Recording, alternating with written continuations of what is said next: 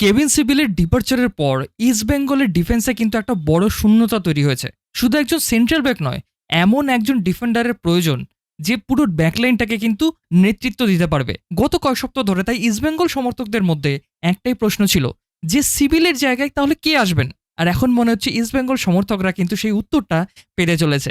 Atletico Madrid academy product, ইউরোপের 4টে দেশের লিগে খেলা অভিজ্ঞ স্প্যানিশ ডিফেন্ডার নাচো মনসালভকে দলে আনছেন ইস্ট বেঙ্গল। কিন্তু একটা কথা, যে অ্যাটলেটিকো মাদ্রিদ একাডেমি ফুটবলার মানে কি তিনি আইএসএল এ সফল হবেন? উত্তরটা কিন্তু এত সহজ নয়। কারণ নাচোর কেরিয়ারে এমন কিছু দিক আছে যেগুলো ইস্ট বেঙ্গল সমর্থকদের মধ্যে যেমন এক্সাইটমেন্ট তৈরি করবে, ঠিক তেমনও কিন্তু প্রশ্ন অবশ্যই তুলে ধরবে। আজকে আমি এই ভিডিওতে সবকিছু আলোচনা করবো একদম ডিটেলে। একটা কিন্তু অবশ্যই লাইক করে দিও ভালো লাগলে। নাচো মনসালভের পুরো নাম হচ্ছে ইগনাসিও মনসালভ ভিসেন্টে। তার বয়স হচ্ছে 32 বছর, উচ্চতা হচ্ছে 6 ফুট 2 ইঞ্চি।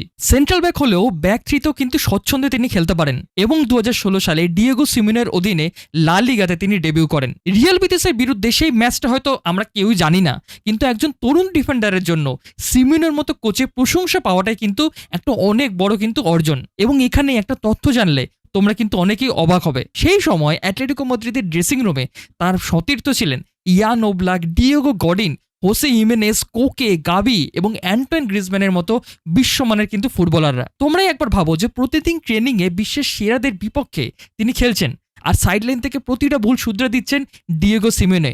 একজন তরুণ ডিফেন্ডারের জন্য এর থেকে বড় শেখার জায়গা আর কি বা হতে পারে? হয়তো অ্যাটলেটিকোতে তিনি নিয়মিত প্রথম একাদশের সদস্য হতে পারেননি, কিন্তু সেই অভিজ্ঞতাই আজ তার কিন্তু সবচেয়ে বড় সম্পদ। তবে মজার বিষয় হলো যে তার কেরিয়ারের আসল গল্পটা কিন্তু অ্যাটলেটিকোতে নয়, বরং তার পর থেকে কিন্তু শুরু হয়। অ্যাটলেটিকো মাদ্রিদ ছাড়ার পর তিনি স্পেন, নেদারল্যান্ডস, বুলগেরিয়া এবং পোল্যান্ডের মতো বিভিন্ন দেশে ক্লাবে খেলেছেন। এইটাকে তোমরা হয়তো অনেক বেশি কিছু মনে করবে না, কিন্তু একজন সেন্ট্রাল ব্যাকের জন্য প্রতি 4 বছর নতুন লিগে গিয়ে নিজেকে প্রমাণ করা কিন্তু মোটেও সহজ কাজ নয়। প্রতিটা দেশের ফুটবলের ধরন আলাদা, কোথাও টেকনিক্যাল, কোথাও খুব ফিজিক্যাল, আর কোথাও ম্যাচের পেস কিন্তু অনেক বেশি। এই কারণে কিন্তু নাচো মনসালভ আজকের দিনে অনেক পরিণত একজন ডিফেন্ডার।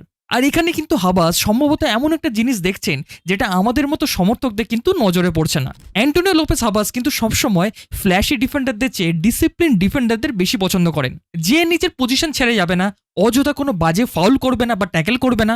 চাপের মধ্যেও কিন্তু তার মাথা অনেক কাম থাকবে। এবং নাচো মনসালভের খেলা দেখলে এই 3টে জিনিসে কিন্তু সবার প্রথমে নজর পড়ে। তিনি কিন্তু অযথা বল ক্লিয়ার করেন না, বিল্ড আপে সাহায্য করেন।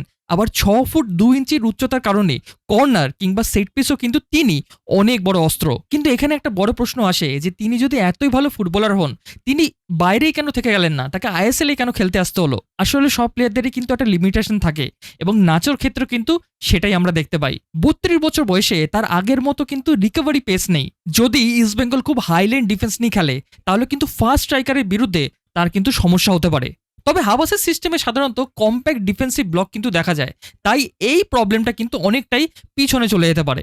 অর্থাৎ হাবাস শুধু একজন ভালো ডিফেন্ডারই আনছেন না, এমন একজনকে তিনি আনছেন যিনি তার সিস্টেমের সঙ্গেও কিন্তু একেবারে মানানসই। এবারে আসে এই ভিডিওর সবচেয়ে বড় প্রশ্নে, তিনি কি কেভিন সিবিলের জায়গা নিতে পারবেন? আমার মতে এই তুলনাটা একটু অন্যভাবে দেখা উচিত। কেভিন সিবিলে ছিলেন অ্যাগ্রেসিভ ডিফেন্ডার, তিনি লিডারশিপ দিতেন, তিনি বল প্লেইং করতেন, অনেক সময় সামনে উঠে গিয়েও কিন্তু তিনি বল স্ন্যাচ করতেন।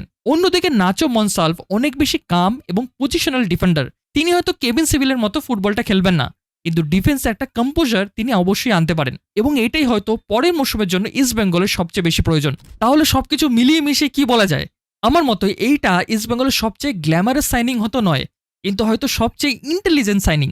কারণ আইএসএল এ শুধু কিন্তু তুমি স্টার ফুটবলার দিয়ে ট্রফি কিন্তু জিততে পারবে না, এটার জন্য একটা শক্তিশালী ডিফেন্স লাইন, ডিফেন্সিভ ইউনিট কিন্তু প্রয়োজন। আর নাচো মনসালভ যদি ভারতীয় ফুটবলের সাথে দ্রুত গতিতে মানিয়ে নিতে পারেন, তাহলে কেভিন সিবিলের ডিপারচারের পর যেই শূন্যতাটা তৈরি হয়েছে ইস্ট বেঙ্গলের দলে, সেইটা কিন্তু অনেকটাই পূর্ণ হতে পারে। আর তখন এই সাইনিংটাকে শুধু একটা বিদেশি ট্রান্সফার নয়, হাবাসের মাস্টার স্ট্রোক হিসেবে কিন্তু তোমরা বলতে বাধ্য হবে।